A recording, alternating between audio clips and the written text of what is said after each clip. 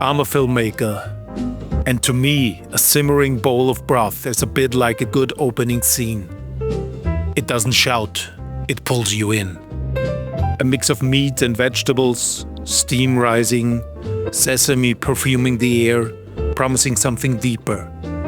Today, our film starts with a bowl.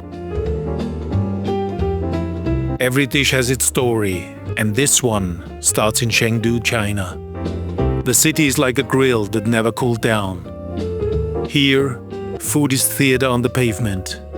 You don't need a table, just the courage to point at something sizzling. This was food built for movement. Fast, loud, fiery. A worker's lunch that needed no table, no cutlery, just appetite. And that is exactly why it spread like wildfire. When the story crossed the sea, Tokyo turned street food into theater. Out went the handheld bowls, in came the broth.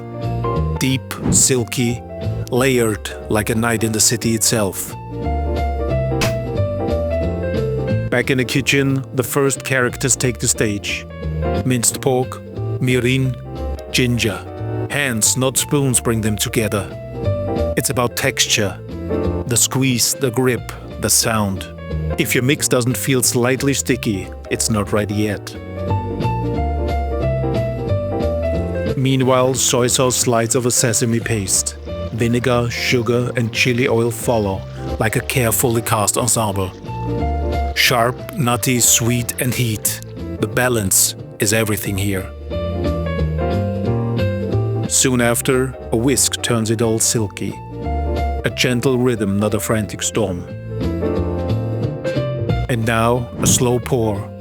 Chicken stock and oat milk meet in a pot. White and gold swirl like smoke on water.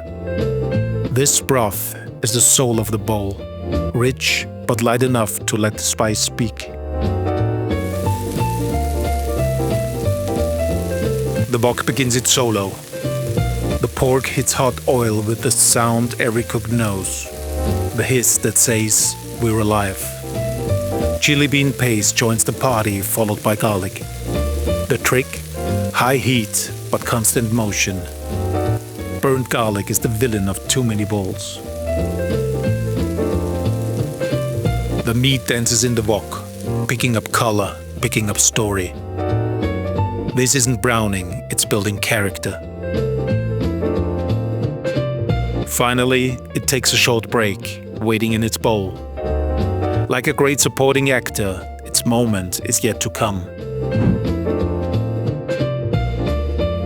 Meanwhile, pak choy gets its close-up. A quick rinse, crisp leaves. A sharp knife whispers through the stems.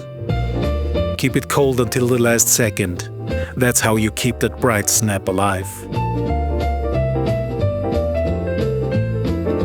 Ramen noodles tumble into boiling water. No ceremony, just confidence. Never put in too much. Ramen noodles like a room to dance. And now, the bowl becomes a canvas. First, a spoonful of sesame soy chili mix. Then the broth, thick, silky, almost shy at first. But as it hits the bowl, the aroma takes the lead. If you're quiet, you'll hear it whisper. The noodles rise from the water, moments before the curtain lifts. They're soft but alive, ready to carry everything else.